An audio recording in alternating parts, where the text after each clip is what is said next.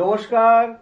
Channel vision নিবেদিত এবং ঝুমা মুখার্জি পরিচালিত এক ভিন্ন স্বাদের অনুষ্ঠান বঙ্গ ট্যালেন্টে আপনাদের সকলকে সুস্বাগতম। বন্ধু, আজকের পর্বে সুদূর মেদিনীপুর থেকে দুই বন্ধু আমাদেরকে শোনাতে এসছে আবৃত্তি। তাহলে চলুন চট করে আগে ওদের সাথে আলাপটা করে নিই, তারপর তো ওদের উপস্থাপনার মধ্যে দিয়ে আমাদের অনুষ্ঠানকে এগিয়ে নিয়ে যাব। আর আবৃত্তির স্বাদ আপনারা এবং আমরা সকলে মিলে উপভোগ করব। তোমাদেরকে বঙ্গ ট্যালেন্টে সুস্বাগতম। নমস্কার, ধন্যবাদ দাদা আপনাকেও। আম, তোমার নামটা তোমার মুখেই শুনবো। আমার নাম কাকলি মাঝি। আচ্ছা, ও তো তোমার মেয়ে, কন্যা, তো ওর নাম কি দিয়েছো? আদিত্রি রয়। আদিত্রি রয়, বাহ, খুব সুন্দর নাম। আচ্ছা, আমরা উপস্থাপনায় যাব, তার আগে একটাই প্রশ্ন যে মেদিনীপুরের ঠিক কোথায় থাকো? আমি পূর্ব মেদিনীপুরের কাঁথিতে আমার বাড়ি। আচ্ছা, বেশ। এরপরে আমরা উপস্থাপনায় যাই। শুরুটা তুমি করো তাহলে। কি দিয়ে শুরু করবে? কবিগুরুকে বাদ দিয়ে আমরা কিছুই করতে পারি না, একদম। তাই শুরুতেই বিশ্বকবি রবীন্দ্রনাথ ঠাকুরের চিত্রা কাব্যগ্রন্থের কবিতা জীবন দেবতা। ওহি অন্তরতম, মিটেছে কি তব সকল তিয়াস, আসি অন্তরে মম। দুঃখ সুখের লক্ষ্য ধারায় পাত্র ভরিয়া দিয়েছি তোমায়। নিঠুর পীড়নে নিগাড়ি বক্ষ দলিত দ্রাক্ষা সম। কত যে বরণ, কত যে গন্ধ, কত যে রাগিনী, কত যে ছন্দ, গাঁথিয়া গাঁথিয়া করেছি বয়ন, বাসর শয়ন তব। গলায় গলায় বাসনার সোনা, প্রতিদিন আমি করেছি রচনা, তোমার ক্ষণিক খেলার লাগিয়া, মূরতি নিত্য নব। আপনি মরিয়া লয়েছিলে মোরে, না জানি কিসের আশে, লেগেছে কি ভালো হে জীবননাথ, আমার রজনী, আমার প্রভাত। আমার নর্ম, আমার কর্ম তোমার বিজন বাসে, বরষা শরতে বসন্তে শীতে, ধ্বনি আছে হিয়া যত সঙ্গীতে। শুনেছ কি তাহা একেলা বসিয়া আপন সিংহাসনে? মানস কুসুম তুলি অঞ্চলে, গেথেছ কি মালা, পরেছ কি গলে? আপনার মনে করেছ ভ্রমণ মম যৌবন বনে। কি দেখিছ বধূ মরম মাঝারে রাখিয়া নয়ন দুটি? করেছ কি ক্ষমা যতে কামার স্খলন পতন ত্রুটি? পূজাহীন দিন, সেবাহীন রাত, কত বার বার ফিরে গেছে নাথ। অর্ঘ্য কুসুম ঝরে পড়ে গেছে বিজন বিপিনে ফুটি। যে সুরে বাঁধিলে বিনার তার, নামিয়া নামিয়া গেছে বার বার। হে কবি, তোমার রচিত রাগিনী আমি কি গাহিতে পারি? তোমার কাননে সেচিবারে গিয়া, ঘুমায়ে পড়েছি ছায়ায় পড়িয়া। সন্ধ্যা বেলায় নয়ন ভরিয়া এনেছি অশ্রু বাড়ি। এখন কি শেষ হয়েছে প্রাণেশ যা কিছু আছিল মোর? যত শোভা, যত গান, যত প্রাণ জাগরণ ঘুম ঘোর। শিথিল হয়েছে বাহুবন্ধন, মদিরাবিহীন মম চুম্বন। জীবন কুঞ্জে অভিসার নিশা, আজি কি হয়েছে ভোর। ভেঙে দাও তবে আজিকার সভা, আনো নব রূপ, আনো নব শোভা। নূতন করিয়া লহ আর বার, চির পুরাতন মোরে। নূতন বিবাহে বাঁধিবে আমায়, নবীন জীবন ডোরে। নমস্কার। আহা, দারুণ, মানে অসাধারণ। আমি তো একদম স্তব্ধ হয়ে শুনছিলাম। প্রথম কবিতাতেই বাজিমাত, অসাধারণ উপস্থাপনা। ধন্যবাদ। আচ্ছা, সেই সঙ্গে যেটা জানার যে এই যে ধরুন আপনি এত সুন্দর আবৃত্তি করছেন, আপনার এই আবৃত্তির সাথে যাপন ঠিক কতদিনের, বা শুরুটা ঠিক কোনখান থেকে কিভাবে?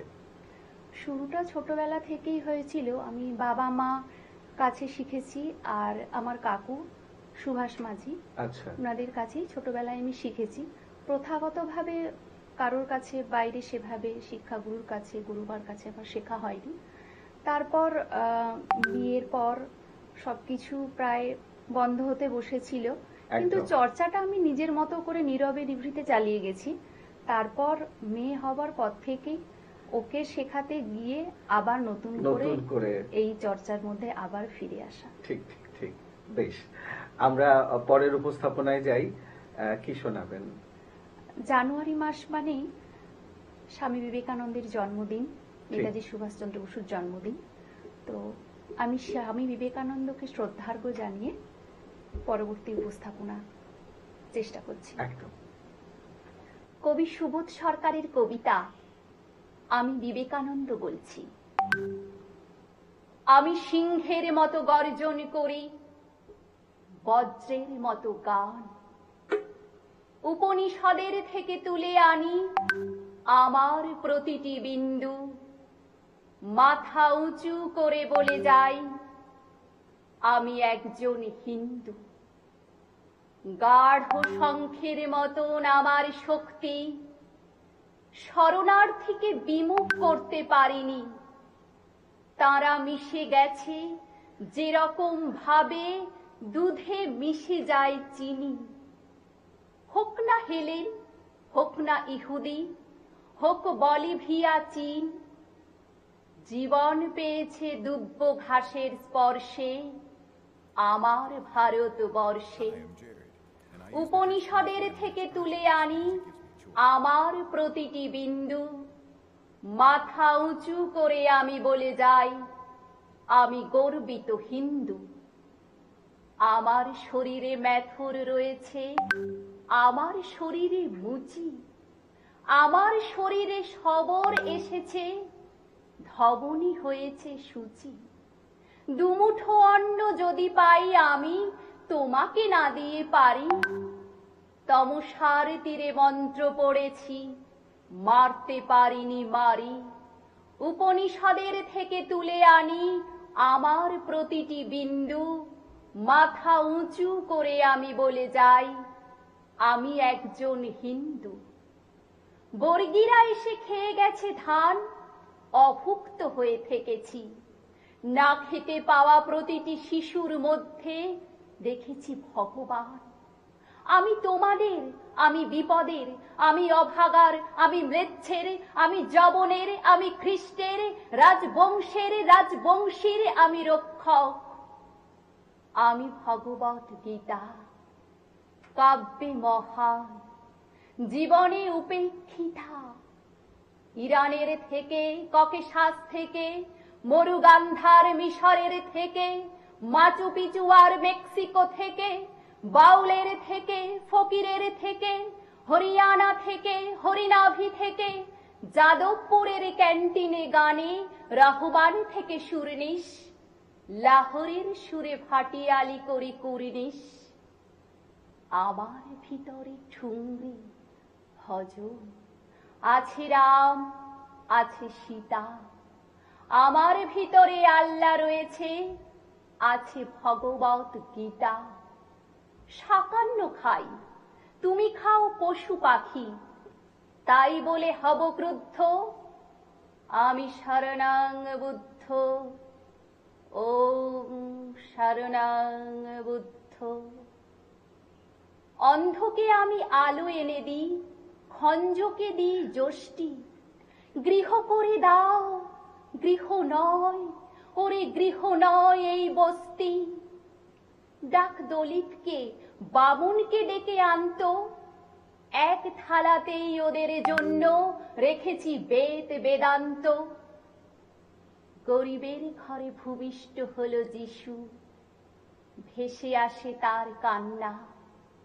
কান্নার কোনো জাত আছে নাকি, আছে নাকি হিরে পান্না? মায়ের দুধের চাইতে মহৎ আছে নাকি কোনো ধর্ম?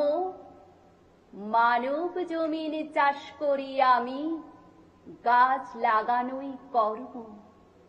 বালি বেলুড়ের গঙ্গার জলে এনেছি সপ্ত সিন্ধু, মাথা উঁচু করে আমি বলে যাই, আমি একজন হিন্দু। নমস্কার। আহা, মানে কি বলবো আমি, যতবারই শুনি এই কবিতা একটা অন্যরকম আবেগ তৈরি হয়, আর সেটা আপনার কণ্ঠে একদম অনবদ্য হয়ে উঠলো। অসংখ্য ধন্যবাদ। অসাধারণ, সত্যি আমি স্পিচলেস, কিছু বলার নেই। আচ্ছা, আমাদের মধ্যে তো ছোট্ট বন্ধু আছে আদিত্রি রায়, তাহলে ও কিছু বলবে তো আজকে? কি শোনাবে তুমি আজকে আমাদের? মেঘ। আচ্ছা, মেঘকে দেখেছো? কোথায়? আকাশে থাকে। আকাশে থাকে। বেশ বেশ বেশ, শুরু করো তাহলে। নমস্কার, কবি শঙ্খ ঘোষের কবিতা মেঘ। ও আমার মেঘলা আকাশ, এতদিন কোথায় ছিলে? এত যে রাত্রি দিনে ডাকছি সবাই মিলে, চোখে জল ঝরছে নোনা, কিছু কি দায় মানো না? দিয়ে যাও এক ঘটি জল আমাদের শুকনো বিলে। ও আমার মেঘলা আকাশ, এতদিন কোথায় ছিলে? ও আমার মেঘলা আকাশ, তুমি কি সেই মেঘ না? ঝরাতি পদ্মায় জল ভরাতি যেই মেঘ না? সে ধারা কোথায় গেল? তুমি কি অন্ত হলে? আমাদের ত্যাগ করেছো আমরা মন্দ বলে? ভালো আর হই কি করে দুফোঁটা জল না পেলে? ও আমার মেঘলা আকাশ, এতদিন কোথায় ছিলে? নমস্কার। বাহ, দারুণ, খুব সুন্দর, খুব সুন্দর হয়েছে। তোমার কে শিখিয়েছে এই আবৃত্তিটা? মা। মা শিখিয়েছে? ও আচ্ছা আচ্ছা আচ্ছা, বাহ, কি করে মনে রাখলে এত বড় কবিতা? খুব খুব সুন্দর হয়েছে সত্যি। আজকে তোমাদেরকে পেয়ে আমাদের অনুষ্ঠান জমে উঠেছে। তবে এখন একটা ছোট্ট বিরতি নিতেই হচ্ছে। দর্শক বন্ধু, আজকে কিন্তু কাকুলি এবং কাকুলির সুযোগ্যা কন্যাকে পেয়ে আমাদের অনুষ্ঠান একদম কবিতায় কবিতায় ভরে উঠেছে, কিন্তু কিছু করার নেই, ছোট্ট একটা বিরতি নিতেই হবে। বিরতির পরে এক্ষুনি ফিরে আসছি, কোথাও যাবেন না, দেখতে থাকুন বঙ্গ ট্যালেন্ট নতুন তারার খোঁজে।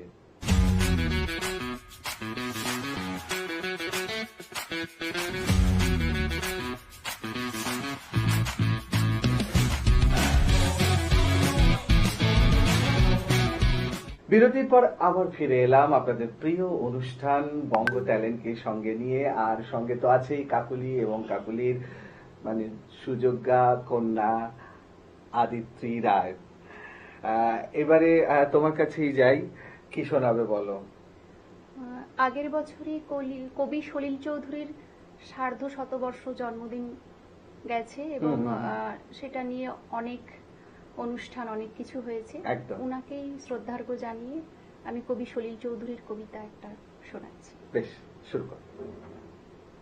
কবি সলিল চৌধুরীর কবিতা একগুচ্ছ চাবি। উত্তরাধিকার সূত্রে পেয়েছি শুধু একগুচ্ছ চাবি, ছোট বড় মোটা বেটে নানা রকমের নানা ধরনের চাবি। মা বললেন, যত্ন করে তুলে রেখে দে। তারপর যখন বয়স বাড়ল, জীবন এবং জীবিকার সন্ধানে পথে নামতে হলো, পকেটে সম্বল শুধু সেই একগুচ্ছ চাবি। কিন্তু যেখানেই যাই সামনে দেখি প্রকাণ্ড এক দরজা, আর তাতে ঝুলছে প্রকাণ্ড এক তালা। পকেট থেকে চাবির গুচ্ছ বের করি, এ চাবি সে চাবি, ঘোরায় ফেরায়, লাগে না, খোলে না। শ্রান্ত হয়ে ঘরে ফিরি। মা দেখেন আর হাসেন, বলেন, ওরে তোর বাবার হাতেও ওই চাবি দিয়ে ওই দরজাগুলো খোলেনি? শুনেছি নাকি তার বাবার হাতে খুলতো। আসল কথা কি জানিস? এসব চাবি হলো সততার, সত্যের, যুক্তির, নিষ্ঠার। আজকাল আর ওই চাবি দিয়ে এসব দরজাগুলো খোলে না। তবুও তুই ফেলে দিস না।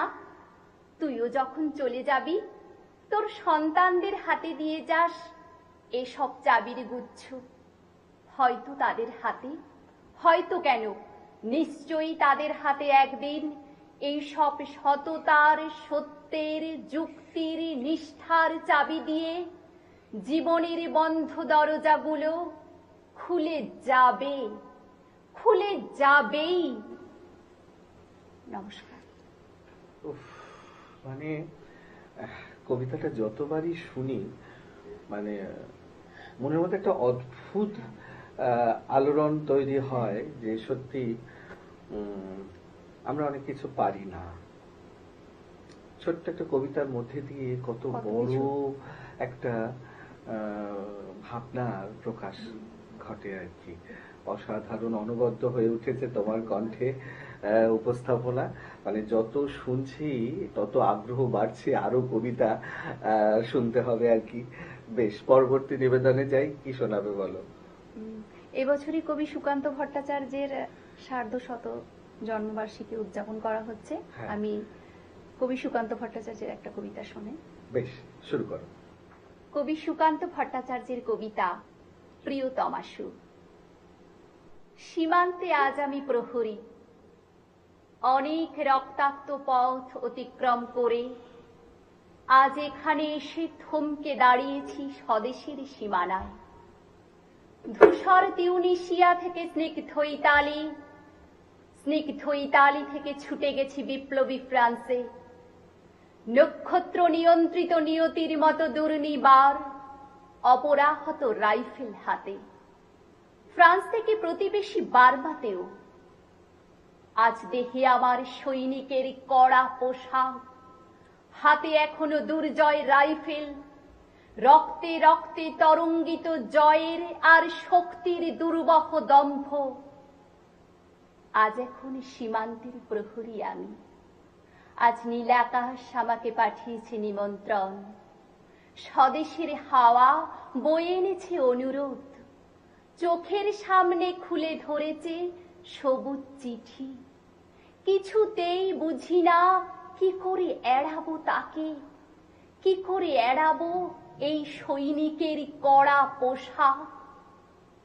যুদ্ধ শেষ, মাঠে মাঠে প্রসারিত শান্তি, চোখে এসে লাগছে তারই শীতল হাওয়া।